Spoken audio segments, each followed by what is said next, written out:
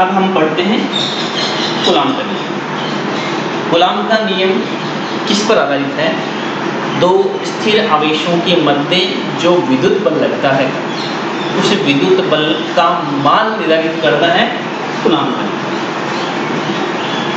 यहाँ ये सबसे महत्वपूर्ण शर्त है कि आवेश दोनों के से होने चाहिए, स्थिर अवस्था में होने चाहिए, साथ ही साथ बिंदुवत अवस्था में भी होने चाहिए। ऐसा नहीं हो कि बहुत बड़े मात्रा में आवेश हो, बिंदुवत आवेश होना चाहिए और स्थिर अवस्था में होना चाहिए। तो ये जो आवेश है उसकी सहायता से अपन विद्युत बल का मान कर सकते हैं। कैसे? ये आवेश का जो नियम कूलाम का नियम है ये कह रहा है कि यदि कोई दो बिंदुवत आवेश Q1 और Q2 अल्प दूरी r पर स्थित है तो इन दोनों के मध्य लगने वाला विद्युत बल दोनों आवेशों के परिमाण के गुणनफल के समानुपाती तथा उनके मध्य दूरी के वर्ग के व्युत्क्रमानुपाती होगा।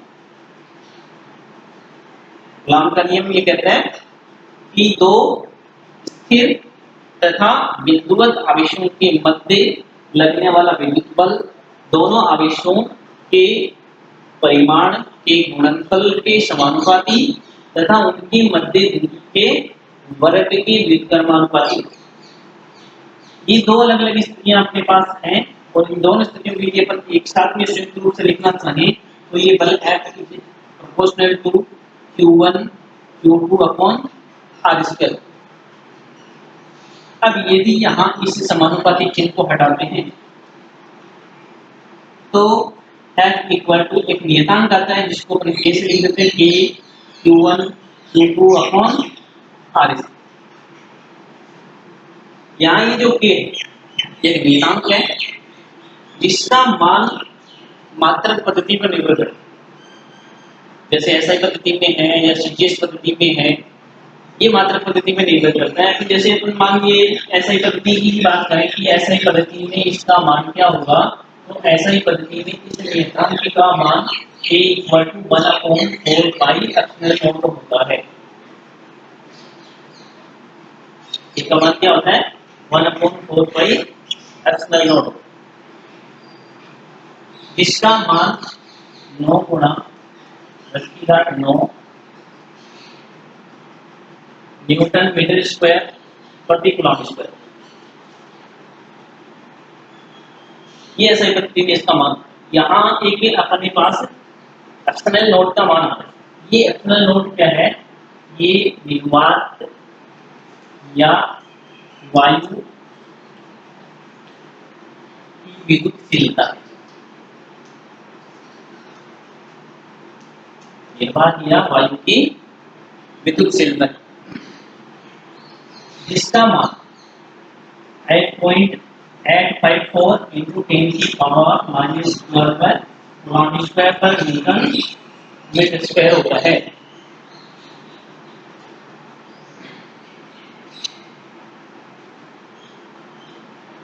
याद है रखना, एक्सटर्नल लोड का मान एक दो बार एग्जाम में पूछा जा चुका है। निर्वात या वायु की विद्युतशीलता का मान कितना होता है? तो कितना होता है? 8.854 into 10 की पावर -12 पर कूलम स्क्वायर पर न्यूटन मीटर स्क्वायर। यदि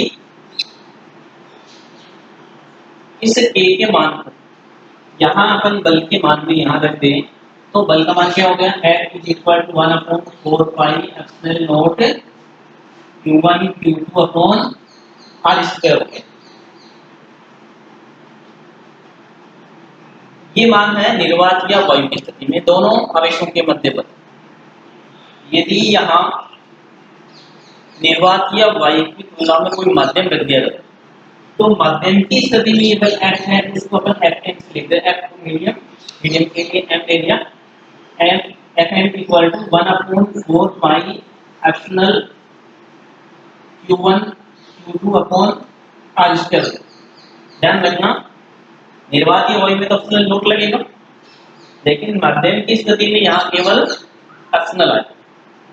इस एप्सिलॉन का मान अपन अगले पॉइंट में पढ़ेंगे, जिसको पैराविद्युतांक के नाम से पढ़ेंगे।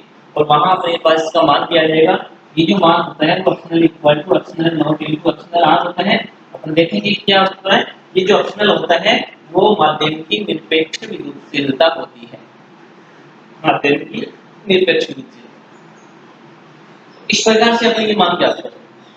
अब अपन यहाँ एक कूलाम आवेश को परिभाषित करना चाहते हैं। एक कूलाम आवेश को परिभाषित कैसे करेंगे।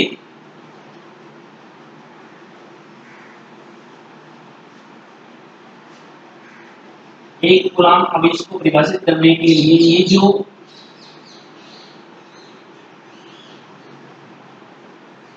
बल का मान लिया बल इक्वल टू में जस्ट यहाँ से ले लो ए q1 q2 upon are square. इसमें अपन ये लेंगे यदि q1 equal to q2 equal to 1 coulomb व r इक्वल टू 1 मीटर हो तो f इक्वल टू कितना हो जाता है। f इक्वल टू a का मान तो कितना हो गया, ये हो गया 9 इंटू 10 की पावर 9। फिर q1 q1 और q2 का मान कितना ले रहा है, 1 अपॉन में r स्क्वायर यानी ये मान की 1, तो ये इतना न्यूटन हो गया। तो यहाँ पर इसको ऐसे परिभाषित करें कि निर्वात या वायु की स्थिति में 1 मीटर दूरी पर स्थित आवेशों के मध्य लगने वाला विद्युत बल कितना हो, 9 × 10⁹ न्यूटन हो, तो उन आवेशों का मान 1 कूलाम कहलाता है। ये अपने पास 1 कूलाम की परिभाषा।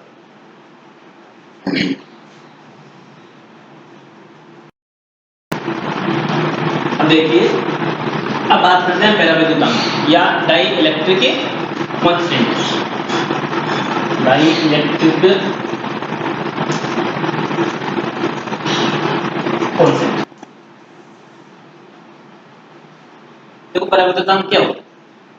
दो आवेश स्थिर अवस्था में अपन समान दूरी पर लेते हुए अलग अलग माध्यम में यदि रखते हैं तो उन आवेशों के मध्य जो बल लगता है उस बल का मान परिवर्तित हो जाता है।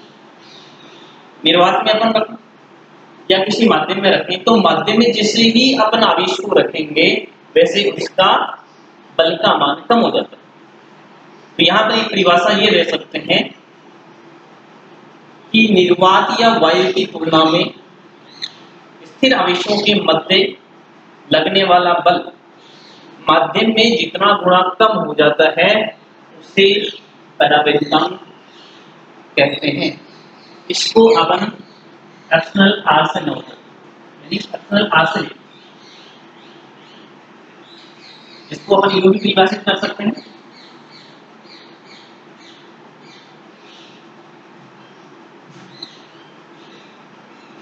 निर्वात या वायु में आवेशों के मध्य बल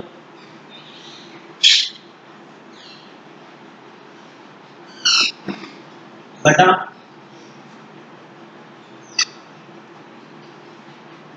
माध्यम में आवेशों के मध्य बल। यदि निर्वात या वायु में आवेशों के मध्य कितना बल है, उस बल में अपन माध्यम के अंदर जो आवेश उसका भाग दे देंगे तो ये जो मान आएगा वो पराविद्युतांक कहलाएगा। इसको अपन केवल ये लिखें एक्सटर्नल आर इक्वल टू में एफ अपॉन एफ एम। अब अभी थोड़ी देर पहले अपन देखा कि एफ इक्वल टू यानी निर्वात या वायु में कितना मान था, 1/4 external naught q1 q2 upon R square. माध्यम में यदि अपन देखें तो बल F M equal to 1/4 external q1 q2 upon R square. ये दोनों मान अपन यहाँ रख देते हैं तो एक्सटर्नल आर का मान हो गया 1/4 external naught q1 q2 upon R square 1/4 external q1 q2 upon R square. अब देखिए इसमें q1 q2 upon R square q1 q2 upon R square ऐसा कैसा कट जाएगा, यहाँ से देखें 1/4 pi external naught 1/4 pi external, इसमें 4 पाई से 4 पाई कैंसिल हो जाएगा, केवल 1/4 एक्सटर्नल नोट बचेगा, यहाँ 1/4 एक्सटर्नल बचेगा, यानी 1/4 एक्सटर्नल नोट बटा में 1/4 एक्सटर्नल। अब ये 1/4 एक्सटर्नल, ये एक्सटर्नल कहाँ जाएगा ऊपर, तो external R equal to external upon external naught R. यहाँ से आप देखें तो external equal to external R into में एक्सटर्नल नोट, यानी ये एक्सटर्नल नोट इधर आके गुणा हो जाएगा, तो एक्सटर्नल इक्वल टू क्या आएगा, एक्सटर्नल नोट इनटू में एक्सटर्नल आर आ गया। ये स्थिति अपन उस स्थिति में लेते हैं जब आवेशों को इसी माध्यम में रखें। तो ये एक परिभाषा और यहाँ से आप दे सकते हो प्रवृत्तांक की, ये ध्यान रखना है, ये प्रवृत्तांक का मान एक्सटर्नल आर है पीओ। इस प्रवृत्तांक का मान अलग अलग माध्यम में अलग अलग।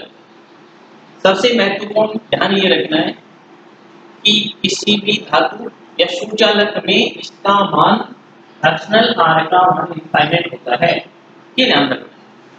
सुचालक या धातु का नाम भी ले सकते हैं, जैसे इन्हीं दो आवेशों के मध्य अपन तांबे का पदार्थ रख दें तो फिर उनके मध्य बल कितना होगा, तो कितना हो जाएगा, 0 हो जाएगा, क्योंकि 1/4 external naught into external R होगा यहाँ पे, और एक्सटर्नल आर का मान इनफाइनाइट, इसलिए ये मान कितना हो जाएगा, 0। इसके अलावा वायु में इसका मान 1.00059 होता है, ये ध्यान रखें।